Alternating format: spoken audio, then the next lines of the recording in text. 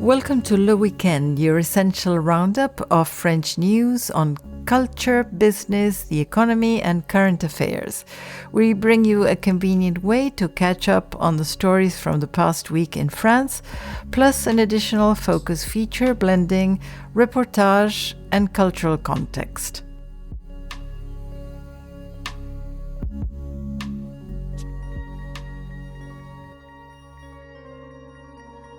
These are the news on Monday, January 26th. President Emmanuel Macron wants to ban social media for those under 15 as early as the next school year. The president wants the bill to be examined in accelerated procedure in Parliament in order to implement the measure as quickly as possible, as reported by Le Figaro. In related news, France's lower house backed the proposed social media ban for those under 15. France's National Assembly on Monday approved legislation banning children under 15 years old from social media over growing concerns about online bullying and mental health risks, after which the bill now goes to the Senate, as reported by Reuters. France detained the Indian captain of a suspected shadow fleet tanker. The Marseille prosecutor's office said the captain of an oil tanker intercepted by the French Navy has been detained under investigation into whether it was operating under a false flag, as reported by Reuters.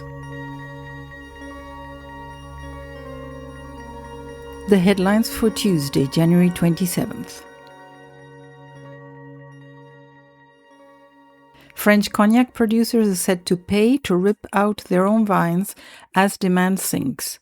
French cognac producers plan to pay to tear their vines out by the roots to cut output in order to address a drop in demand for the high-end liquor due to tariffs, as reported by Reuters.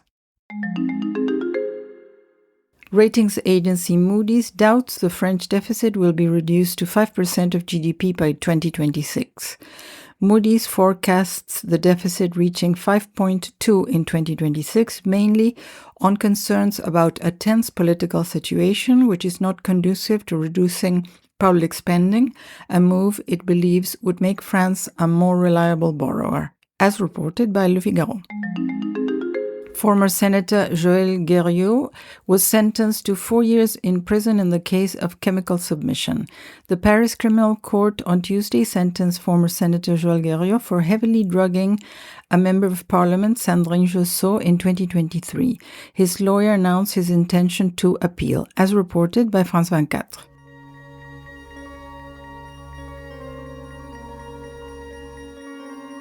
These are the headlines for Wednesday, January 28th.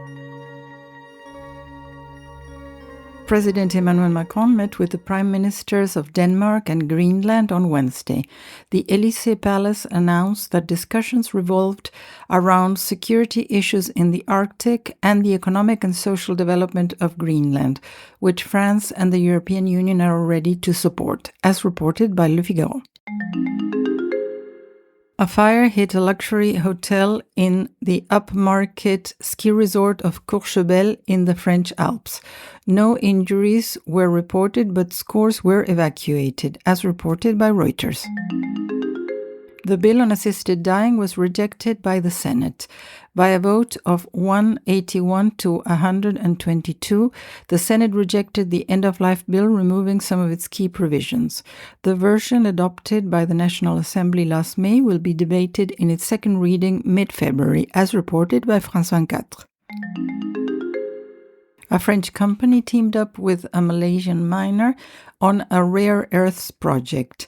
A French government advisor said that French rare earth specialist Carester and Malaysian miner Malacco Mining Group have teamed up to work on a rare earth separation plant and will also collaborate on rare earth mining, as reported by Reuters. Galeries Lafayette has finalized the sale of the iconic Parisian department store BHV. Galeries Lafayette had already sold the business to SGM and has now completed the sale of the real estate asset to Canadian investment fund Brookfield, as reported by Les Echos. The National Assembly endorsed the end of conjugal duty. Members of Parliament voted unanimously on Wednesday to enshrine in law the absence of conjugal duty within marriage. The text clarifies in the Civil Code that cohabitation does not create any obligation for spouses to have sexual relations. The Senate must now vote on the matter, as reported by France 24. The headlines for Thursday, January 29th. The infant formula recall sparked a lawsuit in France. A consumer watchdog and 8 families say manufacturers and authorities reacted too slowly after contaminated baby formula was pulled from the shelves in more than 60 countries, as reported by Le Monde. The French Senate passed a proposal to allow oil and gas exploration in overseas territories after government opposition. France's Senate overwhelmingly approved a proposal to allow oil and gas exploration in its overseas territories on Thursday after a heated debate that pitted the country's decade-old climate commitments against growing concerns of energy sovereignty and security of supply, as reported by Reuters. French group Capgemini is in turmoil after the revelation of a contract with ICE. The revelation of a contract with the U.S. Immigration and Customs Enforcement, ICE, has raised a flurry of ethical questions regarding the French IT group, which maintains that this contract is not currently in progress, as reported by France 24.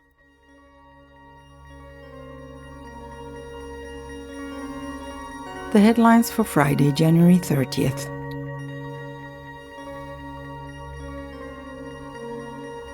French economic growth for 2025 was better than the government's forecast. In the fourth quarter of 2025 alone, growth reached 0.2%. In its latest economic outlook released mid-December, the National Statistics Institute had indicated the forecast for GDP growth was 0.9% in 2025, compared to the 0.8% it had anticipated in December. French Prime Minister Sébastien Lecornu forced a final budget through Parliament without a vote. His opponents, including the radical left and far-right parties, have vowed to file no confidence motions against him in response. The motions are expected to be debated and voted upon on Monday, as reported by Le Monde. The French Senate adopted a bill on the restitution of stolen cultural property. French senators voted to simplify the return of artworks looted during the colonial era to their countries of origin. Previously, each restitution had to be approved and voted on by Parliament, a lengthy and complex process that struggled to keep pace with the growing number of requests, as reported by RFI. You are listening to Le Weekend. And now that you're all caught up with the news from the past week, it's time for our focus story. Today, we look at why cognac made the news this week.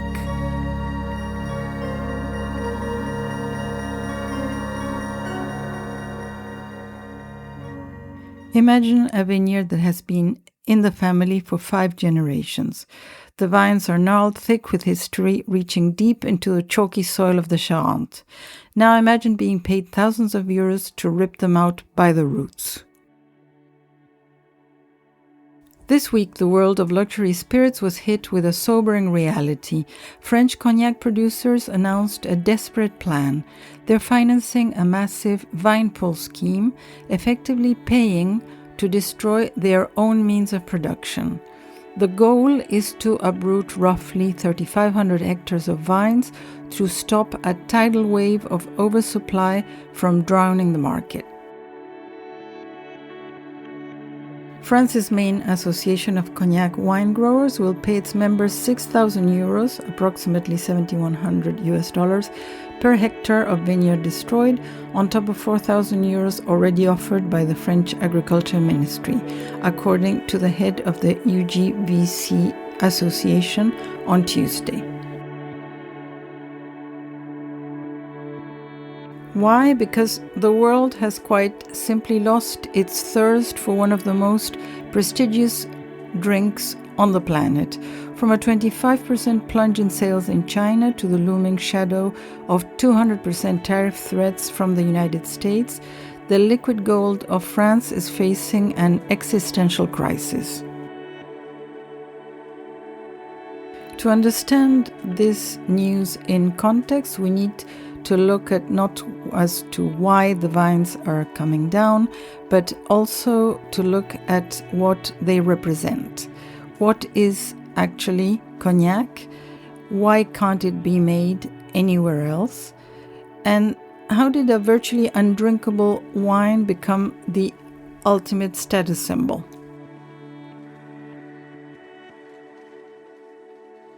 To understand why a farmer would kill a healthy vine, you have to look at the numbers, which at the moment are brutal. For years, cognac ruled. During the pandemic, sales rose as people at home with extra cash were buying Hennessy, Martel, and Remy Martin like never before.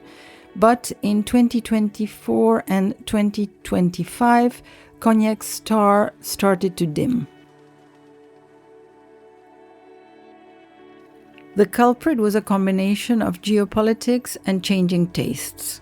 First, there is China. For decades, China was the land of the business banquet where a bottle of high-end XO, extra old cognac, was a mandatory centerpiece. But an anti-dumping investigation by Beijing, launched in retaliation for European tariffs on Chinese electric vehicles, has hammered the industry. Sales of Martel in China plummeted 25% in early 2025. Then in the United States, cognac's biggest market, between soaring inflation making a $60 bottle of VS, very special, feel like a luxury few can afford, and the constant threat of massive new tariffs, American distributors have stopped restocking their shelves.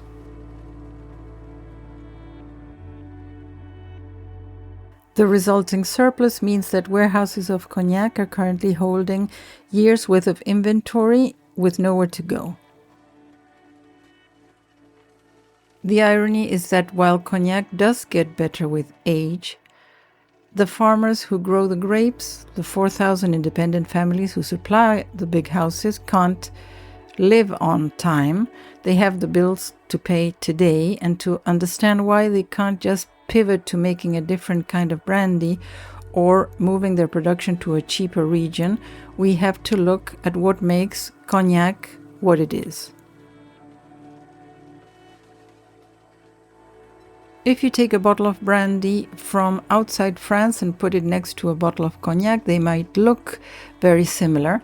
They're both distilled from grapes and both aged in wood, but in the eyes of French law and of spirit connoisseurs, they are worlds apart. By definition, cognac is a brandy, but not all brandy is cognac.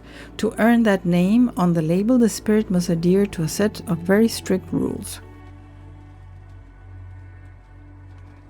It all starts with the Appellation d'origine contrôlée, AOC.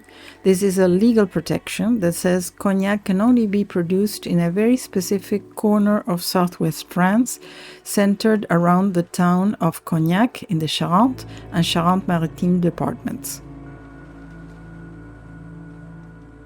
The region is divided into 6 crus, or growing areas. At the very center are the Grand Champagne and Petit Champagne, no relation to the sparkling wine region. And what makes this land special is the chalky soil.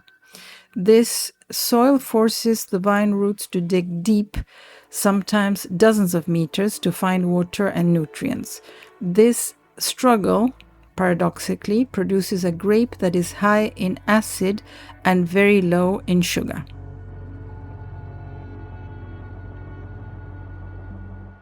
Experts describe this juice made from these grapes as thin, acidic, and virtually undrinkable. But that undrinkability is the secret. High acidity acts as a natural preservative, and the low alcohol, around 8 to 9%, means the flavors are incredibly concentrated when it's distilled.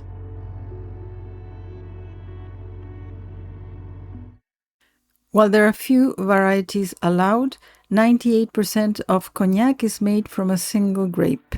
Ugni Blanc, also known as Trebbiano in Italy, is a workhorse, is resistant to disease, it yields a lot of juice, and most importantly, it's a blank canvas that allows the distillation and aging process to shine. Making cognac is alchemy, and the process hasn't changed much since the days of Louis XIV.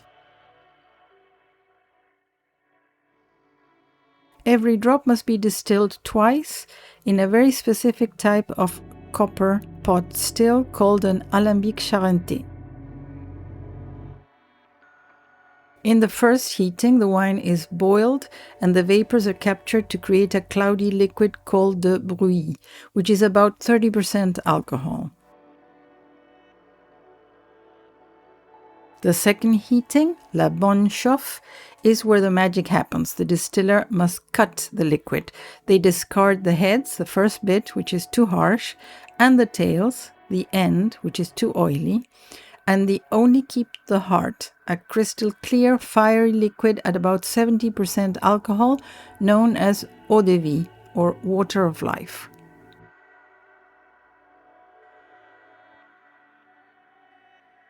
They work under a strict deadline. By French law, all distillation for the year must be finished by March 31st. This ensures the spirit captures the freshness of the harvest before the spring heat can spoil the base wine. Once distilled, the eau de vie is put into barrels which must be made from French oak, usually from the forests of Limousin or Tronchet. As the spirit sits in the damp cellars along the Charente River, it breathes through the wood. It picks up tannins, vanilla notes, and that deep amber color. But it also loses something. Every year, about 2 to 3% of the liquid evaporates through the pores of the oak. This is what the locals call the angel share, the bottles every year that just vanish into the atmosphere. If you visit the town of Cognac, you will see a black fungus growing on the walls of the building. That's a fungus that lives off the alcohol vapors in the air. Then comes the hand of the maître de chai, or cellar master. Cognac is rarely the product of a single year or a single vineyard. It is a very meticulous blend of hundreds of different eau de vie, some of which may have been aging for 50 or 100 years. The master blender's job is to ensure that a bottle of Annecy or Martel tastes exactly the same today as it did 20 years ago. This isn't the first time that the region has faced destruction. In the late 19th century, a tiny aphid called Phylloxera arrived from North America and literally ate the roots of almost every vine in France, and the Cognac region was devastated. It took decades to recover, requiring farmers to graft French vines onto American rootstocks that were resistant to the bug. Cognac has always been a global product. It was actually invented by the Dutch in the 16th century, who realized that if they distilled the local wine, it would take up less space on their ships and wouldn't spoil on the long journey back to Amsterdam. They called it brandewijn, burnt wine, which eventually became brandy. By the 18th and 19th centuries, it was the British who turned cognac into a global brand. Names like Annecy, founded by an Irishman, and Hein, founded by an Englishman, are a testament to the fact that cognac was built on international trade. Today, 97% of cognac is exported. It is as popular in New York, Shanghai, or Lagos as it is in Paris. And that is exactly why the current trade wars have hit the region so hard, because they rely on the rest of the world to buy the product. This is a moment of transition as the industry realizes that the hyper-growth of the last decade might have been a mirage. The status symbol era of cognac, defined by lavish celebrity endorsements, is being replaced by a more cautious, back-to-basics approach.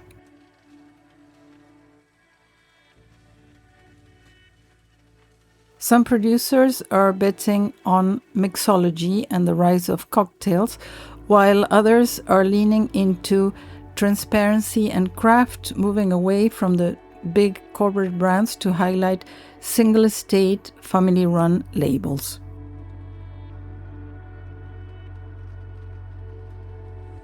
As for the 35,000 hectares of vines being ripped out, those fields will likely be replanted with other crops, as the region tries to shrink its way back to health. So the next time you see a bottle of cognac on a shelf, take a look at the label. Look for those letters, VS, VSOP, or XO.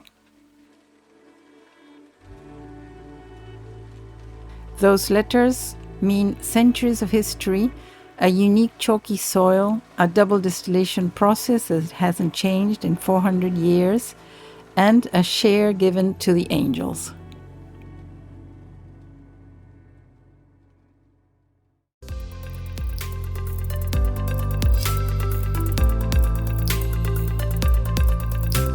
Thank you for listening to Le Weekend, your one-stop destination for the main headlines in France.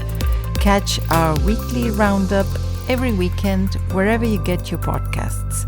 Stay informed.